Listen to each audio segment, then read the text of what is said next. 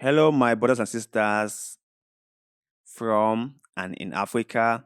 How are you guys doing? I hope everyone is fine and I hope everyone is living their best lives and the things are just going according to plan. And understand that sometimes it might be difficult, but remember, nothing good ever come easy. Nothing good ever come easy. You have got to fight for it. You have got to struggle for it. You have got to prove to yourself that you can get whatever you need. So, let's run through some major stories making the headlines from our beloved continent, Africa. Rwanda officials say mass graves still being found almost 30 years after genocide. The Uganda genocide was one of the most serious incidents to ever happen on continental Africa. And I cannot wrap my head around how cruel people can be, how wicked we humans can be, and how much pain we can inflict on one another. Human beings are capable of the worst things you can ever think of. A lot of people lost their lives in Uganda during the genocide. And you ask yourself, for what? What were they really fighting for? What were they really hoping to gain? It's so shameful, my brothers and sisters. It's really, really shameful. A Rwanda official said Thursday that the remains of 111 people believed to be victims of the 1994 genocide have been discovered in the country's south as authorities continue to find mass graves nearly 3 decades after the killings. The remains of more victims continue to be found because perpetrators of the genocide tried their best to hide possibly incriminating information. Neptal, executive secretary of the Genocide Survivors Organization, told the Associated Press. In October, authorities first found 6 bodies under a house that was being built in Haya district. They have since found more bodies there after investigating further, he said. In April, Uganda will commemorate the 30th anniversary of the genocide, in which an estimated 800,000 Tutsis and Hutu who were not extremists were killed by Houthi extremists. It's a very, very sad situation. And I hope that this incident be set as an example to all of us. We must all understand how wicked humans can be, and we must all pay attention not to get to this level of wickedness, because it's not going to be good for any single one of us. It's never going to be good. But let's move on to our next story for the day. Pro Palestinian protesters targeted by police. Yeah, in Kenya, people who are for Palestine, people who are protesting for the rights of the Palestinians have been targeted by police, according to this article. Human rights activists in Kenya who held a protest in solidarity with Palestinians on Thursday were hit with tear gas by police in Nairobi. The protest in the Kenyan capital, which reportedly had been given permission via permit, was dispersed by police and some of the activists were arrested. This is a thing in Africa. When a protest is ongoing, police will just swoop in and start tear gassing people. The only protest that can successfully be carried on in Africa is the one that is for the government. Any other protest that is not in favor of the government won't be allowed to go freely. And Africa has got to change this mindset. If Africa wants to move ahead, Africa must present itself as that entity that allows other ideas, that allows other opinions, that is strong enough to be criticized. But I think our government officials are so fragile and they fear the least critique from activists or from other people. That is why when people want to go into the street to protest about something, the government will send police immediately to scatter the protest. But let's continue. Leila Youssef, one of the protesters, said the protest in Nairobi had been given permission via permit, but that they were targeted with tear gas and threatening by the police, and some of our colleagues have been arrested. The protest came as the German foreign minister was in the country during a 4-day tour of Africa.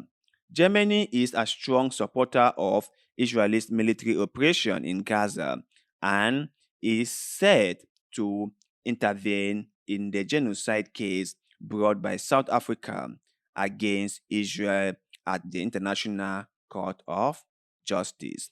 So the whole premises of the protest was that the German foreign minister was visiting Kenya, and the protesters felt like it was the right time for them to make their voices heard.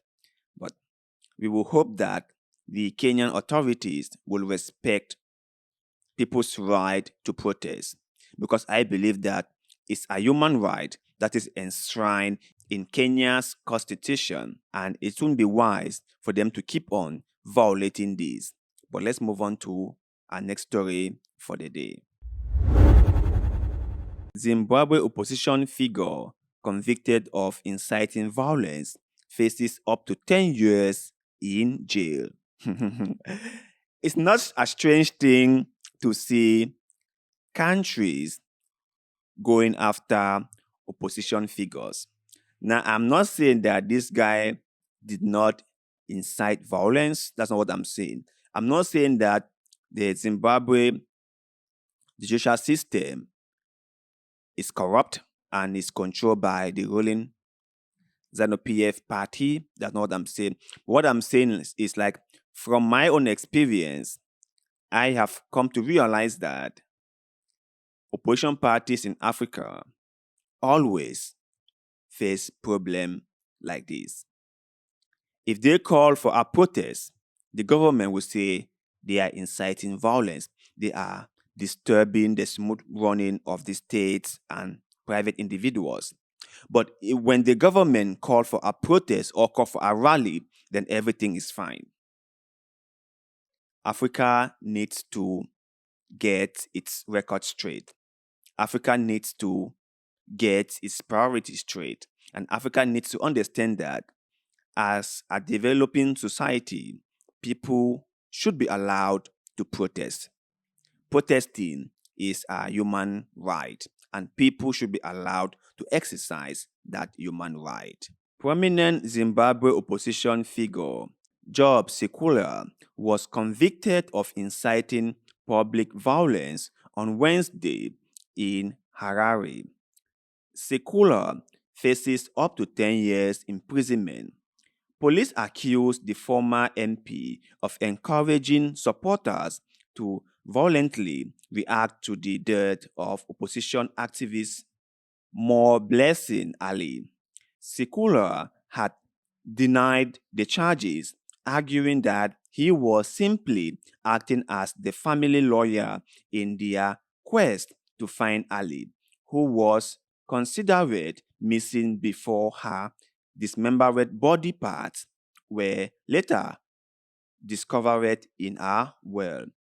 Sikhala, 52, also denied organizing transport for party supporters to cause revenge violence.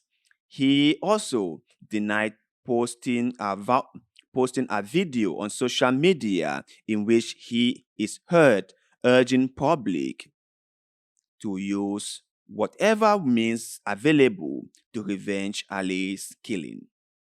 Police later arrest a man who was subsequently sentenced to 30 years in jail for the killing. The ruling ZANU-PF rejected he was a party official. So the whole problem on this MP is really getting people confused, because if the perpetrator has been arrested and sentenced, why go after the MP? If the MP called for incitement of violence, do the people actually did what he asked them to do? And do not get me wrong, because sometimes politicians say things that are outrageous, right? And they shouldn't say that. But when it comes to Africa, anything can be considered as inciting violence, as calling for the incitement of violence. Anything. Whatever you say, they can twist it around and then just arrest you. I know Africa. That's why I really do not believe that this person might have said or what they are accusing him of. Because from experiences, ruling party always go after the opposition. And when they want to take down somebody who is popular, who is influential, they will do whatever it takes to take the person down. That's just my experience in Africa. But I bet those of you in Zimbabwe might have a different experience. So if you can share that with us in the comment section below, we will really appreciate it. So those were the stories we were able to cover for today. And we hope you liked them, or we hope the stories were inspirational to you. Please let us know in the comment section below, how is your government treating the opposition party in your country? Are they working hand in hand, or are they being persecuted for being opposition and for challenging the ruling party? Let us know in the comment section below, because like always, we appreciate hearing what you have to say. And please do not forget to like this video, share this video, subscribe to this channel, because that helps us a lot, and we shall ever be grateful to you. Thank you very much for doing just that. And like always, see you in the next one.